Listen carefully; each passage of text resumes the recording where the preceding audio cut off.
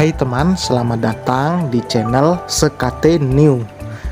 Jangan lupa pada teman-teman untuk like, komen, dan subscribe supaya tidak ketinggalan update dari channel ini.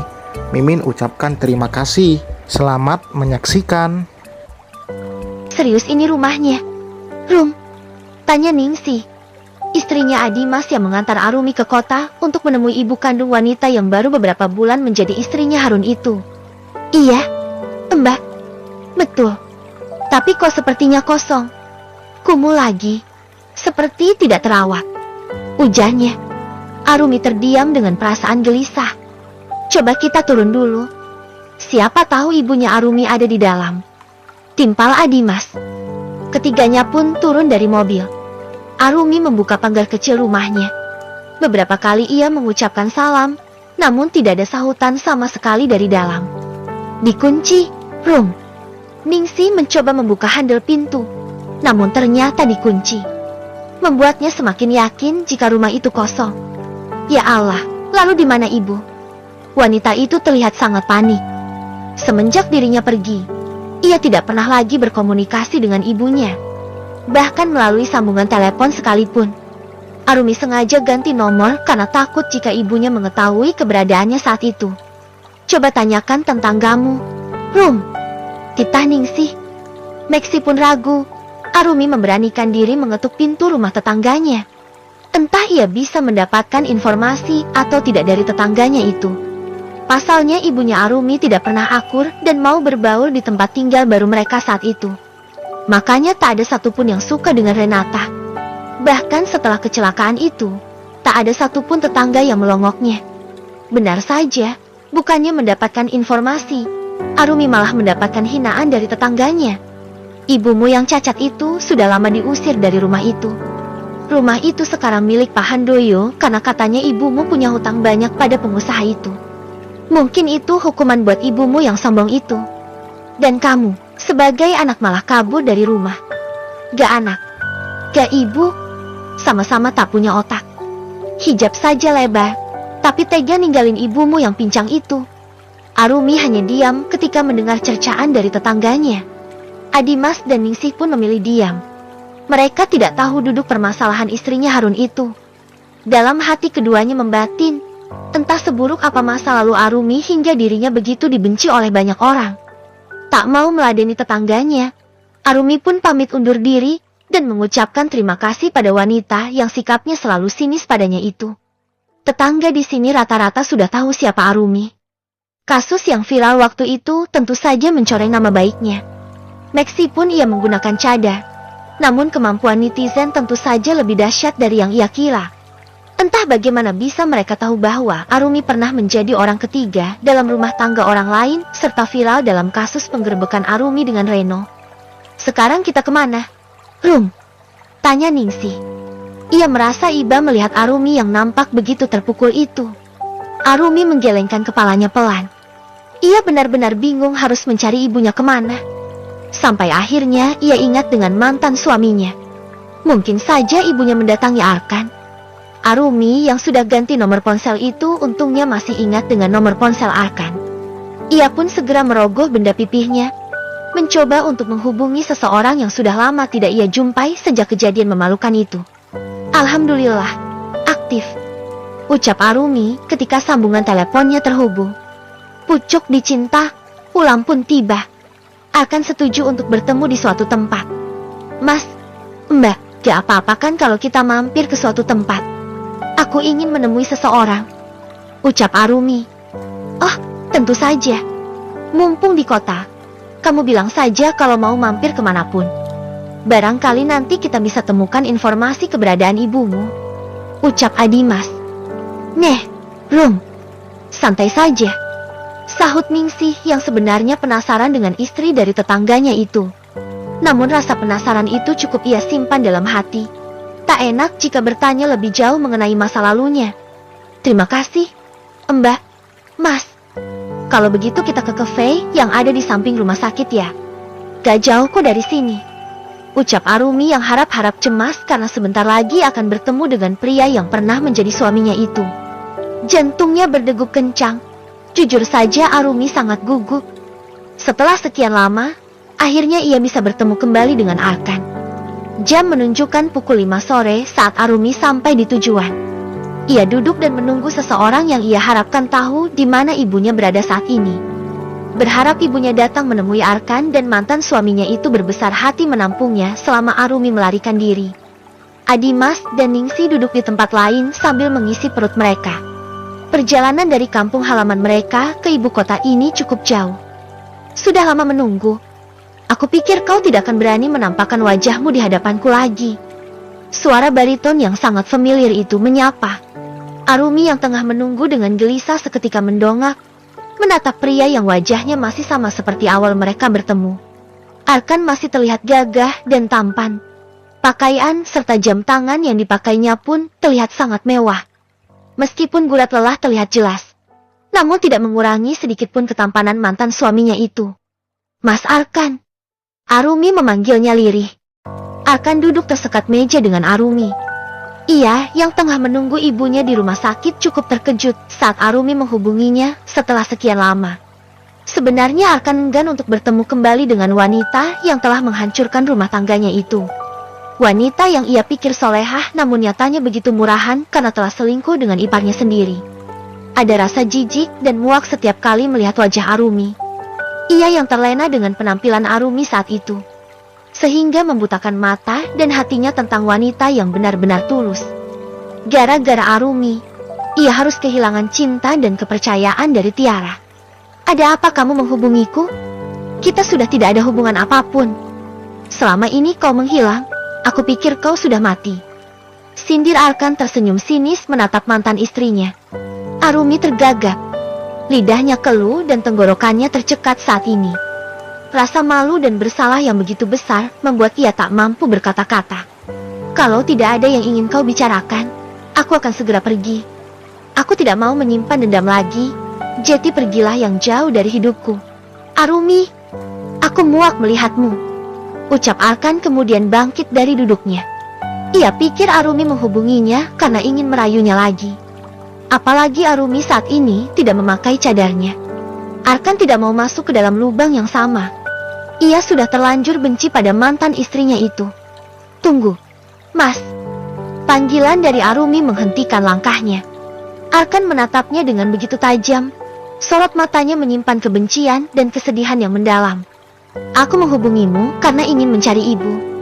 Aku kabur darinya selama ini. Dan sekarang, aku ingin menemuinya. Mas, apa ibu bersamamu? Tanya Arumi dengan gugup. Arkan tersenyum kecut. Jeti dugaannya benar. Renata menjadi gelandangan karena ditelantarkan oleh anaknya sendiri. Ia benar-benar tidak menyangka. Selain bersinah, Arumi juga menelantarkan ibunya. Penampilan yang tertutup itu tak menjamin kebaikan seseorang. Contohnya Arumi yang ia pikir begitu sempurna. Nyatanya hanya wanita berkedok solehah yang memanfaatkan penampilan untuk berbuat jahat. CKK, kau benar-benar wanita ular. Arumi, padahal kau tahu sendiri jika ibumu itu cacat. Dan kau pikir, aku mau menampungnya. Bahkan mengakuinya sebagai mantan ibu mertuaku saja aku enggan. Ucap Arkan dengan sarkas. Arumi terlonjak. Harapannya pupus sudah. Ia tidak tahu lagi harus mencari ibunya kemana. Bahkan pertemuannya dengan Arkan tidak menghasilkan apa-apa. Yang ada hanya hinaan yang terus dilontarkan oleh mantan suaminya itu. Aku punya alasan sendiri mengapa aku pergi meninggalkan ibu. Mas, kau boleh menganggap diriku apa? Kesalahanku memang sangat fatal. Aku memang wanita murahan dan menjijikan. Tak sepatutnya aku menghubungimu dan menunjukkan wajahku lagi di hadapanmu. Untuk semua yang aku lakukan selama ini, aku benar-benar minta maaf. Mas, terima kasih sudah mau datang menemuiku. Ucap Arumi kemudian bangkit dari duduknya. Ia tak sanggup lagi jika harus mendengar lebih lama hinaan dan cacian dari mantan suaminya itu. Namun belum sempat ia melangkah, Arkan kembali berucap. Kali ini, ucapannya membuat secercah harapan untuk Arumi yang dilanda kebingungan. Sebenci apapun ia pada mantan istrinya itu, namun tidak ada salahnya jika ia memberitahu keberadaan Renata. Arkan teringat akan ibunya yang saat ini terbaring koma di rumah sakit. Begitu sakit dan rapuh saat kehilangan orang yang telah melahirkan kita. Ia tak mau Arumi sampai menyesal seumur hidupnya karena tidak bisa bertemu lagi dengan ibunya. Cafe Mei, wanita yang kau cari selalu terlihat di sekitar cafe itu dekat alun-alun. Coba saja ke sana. Barangkali keberuntungan memihakmu kali ini. Ucap Arkan kemudian berlalu dari hadapan Arumi. Begitu rapuh dirinya saat ini sehingga tidak mau terlalu larut dalam kebenciannya pada mantan istrinya. Yang ada dalam pikirannya saat ini hanyalah ibunya seorang. Arkan berharap ibu kandungnya segera siuman pasca operasi kemarin. Arkan tak mempedulikan teriakan Arumi yang mengucapkan terima kasih sehingga orang-orang di tempat itu menatap ke arahnya. Ia bergegas menuju rumah sakit untuk kembali melihat keadaan ibunya. Namun sayang, sampai saat ini ibunya belum juga menunjukkan tanda-tanda bahwa dirinya akan siuman. Mah, bangunlah. Aku benar-benar tak sanggup jika harus kehilanganmu. Ucap Arkan menatap ibunya dari kaca pintu ruangan ICU itu. Arkan mencoba menghubungi Melly, meminta istrinya untuk datang ke rumah sakit. Namun Melly mengatakan bahwa dirinya sangat sibuk. Cafe mereka sangat ramai hari ini sehingga Melly tidak bisa meninggalkannya begitu saja. Padahal Arkan ingin pulang sejenak. Sejak kemarin ia belum mandi dan ganti baju. Rasanya gerah dan lengket sekali. Ia juga sangat lelah. Ingin sekali beristirahat sejenak. Pak Arkan, kalau mau pulang dulu tidak apa-apa. Biar saya dan perawat lain menjaga ibu Anda. Kalau ada apa-apa, nanti kami akan segera mengabari Bapak. Ujar suster baik hati yang sepertinya tahu jika Arkan tengah gelisah. Benarkah, Sus? Apa tidak merepotkan? Tanya Arkan sungkan. Tidak, Pak. Santai saja. Sudah menjadi tugas kami. Bapak silahkan kalau mau pulang dulu untuk makan ataupun beristirahat. Keluarga yang menjaga pasien juga harus sehat. Saya lihat sejak kemarin Bapak sendirian berjaga di sini. Suster berhijab putih itu nampak iba. Dari kemarin ia melihat anak dari pasien yang sedang koma itu berjaga sendirian tanpa ada yang mengganti. Ia bahkan tak melihat pria yang tengah berjaga itu makan ataupun tidur. Akan terus saja terjaga, menunggu ibunya yang entah kapan akan sadar dari koma. Terima kasih banyak, Sus. Kalau begitu saya pulang dulu. Saya tidak akan lama. Kalau ada apa-apa, kabari saja. Baik, Pak. Arkan memutuskan untuk pulang sebentar. Ia berniat untuk mandi dan beristirahat sejenak. Dengan menggunakan taksi online karena mobilnya dibawa Melly. Ia pun meluncur menuju kediaman istrinya. Keningnya berkerut tak kala melihat mobil istrinya terparkir di halaman rumah.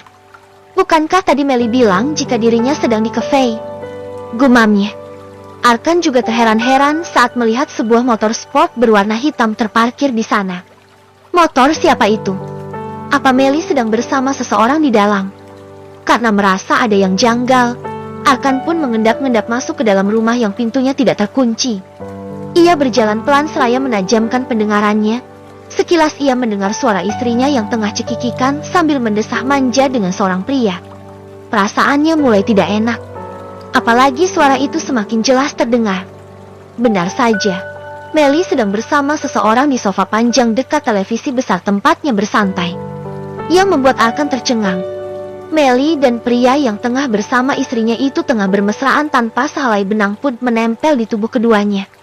Mereka sepertinya tengah melakukan pemanasan, hendak melakukan sesuatu yang lebih intim. Hati Arkan terasa panas. Kedua tangannya terkepal kuat. Nafasnya memburu dan matanya berkilat penuh amarah saat melihat istrinya tengah bermesraan dengan pria lain. Namun ia masih berpikir jernih saat ini. Ia tak langsung melabrak mereka. Tentu saja karena dirinya tahu siapa yang berkuasa di sini. Yang ada Arkan bisa diusir oleh Melly, istrinya yang kaya raya itu. Arkan bersembunyi di balik tembok. Ia langsung merogoh ponsel dalam saku celananya, hendak mengabadikan aktivitas menjijikan mereka. Video ini akan ia jadikan ancaman agar Melly mau menuruti apapun yang akan minta. Termasuk memindahkan aset kepemilikan cafe itu atas namanya. Namun ia malah dibuat terkejut. Ketika sedang memvideo aktivitas panas itu, ia malah mendapatkan kenyataan pahit. Sebuah bukti terkuak saat Melly berbicara sesuatu di tengah pergumulan panasnya dengan pria bertato itu. Pokoknya kamu harus tutup mulut ya, babe. Jangan sampai ada yang tahu kalau aku yang mendorongnya. Iya, honey. Tenang saja. aku akan tutup mulut. Asal seperti biasa, jangan lupa transfer ke rekeningku ya. Aku lagi butuh uang nih. Tentu, sayang. Jangan khawatir. Itu gampang. Yang penting jangan sampai kau dan yang lainnya membocorkan rahasia ini. Jangan sampai ada yang tahu bahwa akulah yang mendorong wanita tua itu. Aku sih berharap dia mati saja biar urusannya selesai. Toh, si Arkan bodoh itu percaya begitu saja kalau ibunya kepleset. Dan yang lebih penting sekarang, puaskanlah aku, Hani. Deh, bagai dihantam batu yang besar, Arkan benar-benar syok saat ini. Bukan karena ia melihat dengan mata kepalanya sendiri jika istrinya tengah bergumul dengan pria lain. Namun karena ia mendapatkan sebuah bukti bahwa ternyata Meli adalah orang yang begitu jahat. Wanita itu dengan sengaja mencelakai ibu mertuanya sendiri. Meskipun syok, dengan tangan bergetar Arkan terus mengarahkan kameranya pada dua manusia yang sedang melakukan hubungan terlarang itu.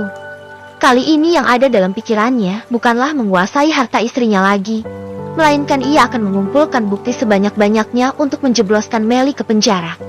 Bersambung.